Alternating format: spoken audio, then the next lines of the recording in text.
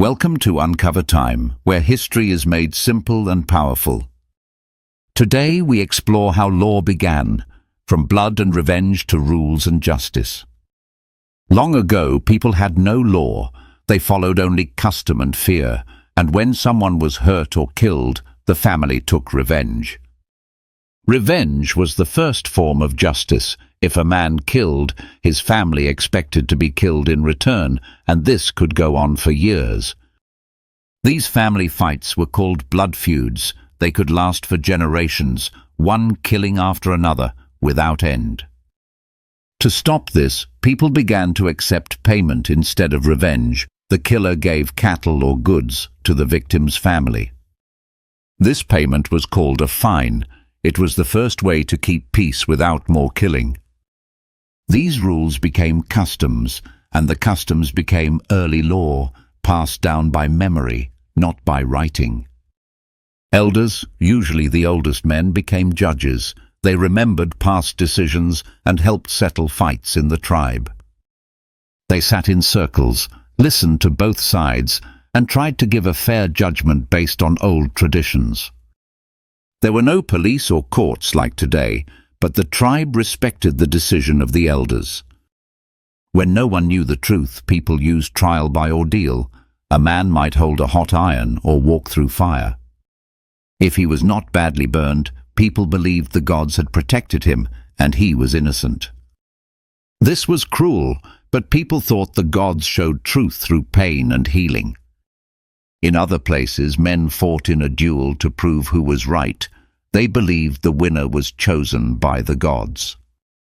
These early laws were not written, but they helped the tribe live together without constant fighting.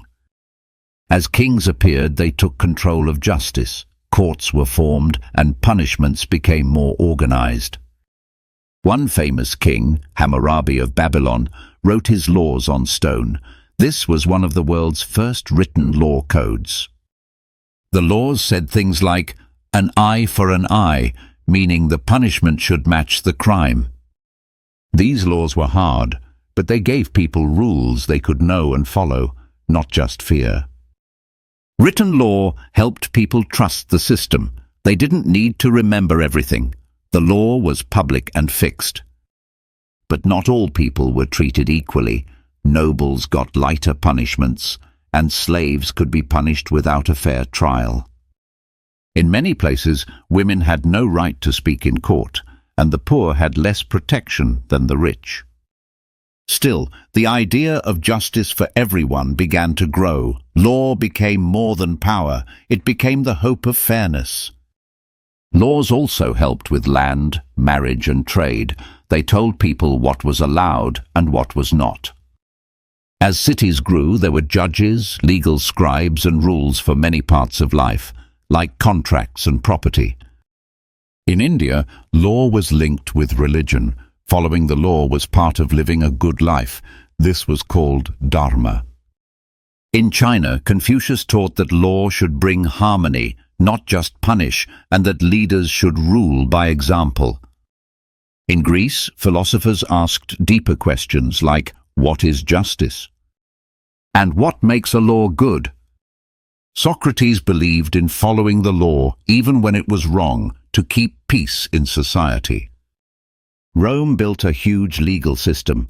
It helped run a big empire and gave us ideas like citizen, contract, and innocent until proven guilty. Roman law spread across Europe and is still part of many modern laws today.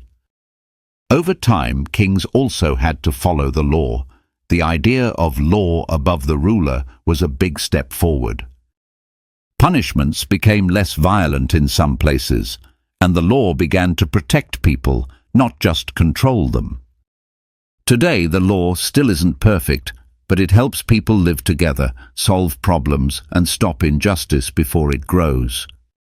From revenge and fire trials to judges and courts, law has changed, but it still carries the same goal: to keep peace and fairness. Thank you for watching Uncover Time. Like, share, and subscribe, and join us again as we uncover the past together.